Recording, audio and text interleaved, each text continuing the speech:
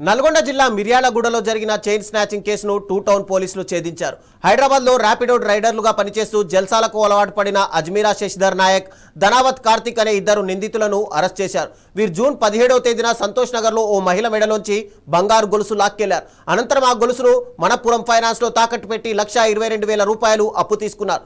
Hanumanpet flyover వద్ద వాహన తనిఖీలు చేస్తుండగా పోలీసులకు దొరికిపోయారు. నిందితుల నుంచి 11.4 గ్రాముల గొలుసు, 2 బైకులు, 2 సెల్ ఫోన్లు స్వాధీనం చేసుకుని వారిని రిమాండ్కు తరలించారు. సంతోష్ నగర్ ఏరియాలో ఇది 17/6/2026 నాడు తెల్లవారుజామున అందాజు 4:30 గంటల సమయంలో బాధితురాలు బతకాడుండగా నేరస్తులు యాక్టివా బండి వచ్చి ఆ మెడలో చైన్ స్నాచ్ చేసుకోవడం జరిగింది.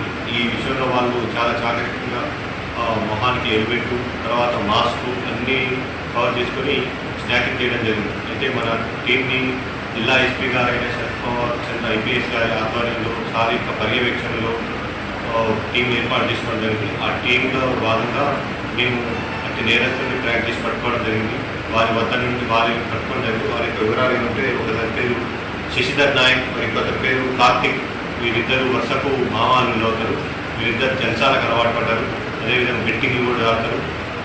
ఆ క్రమంలోనే వీళ్ళు చేస్తున్న ర్యాపిడో పని చేస్తున్న క్రమంలో వీళ్ళు జీతం డబ్బు సరిపోక ఈ లావిషరీస్ ఖర్చుల కోసం అని చెప్పి చైన్ స్నాచింగ్ చేయడం జరిగింది.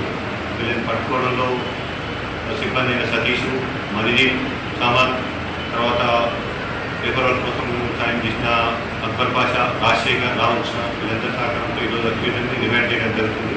వీరి వద్ద నుండి మనం ఏదైతే గోల్స్ చైన్ స్నాచ్ చేసినో దానికి సంబంధించిన పత్రాలను మరియు వాళ్ళు నేరస్తులో ఉపయోగించిన డ్రెస్సుల్ని, హెల్మెట్, మాస్క్ ఇవన్నీ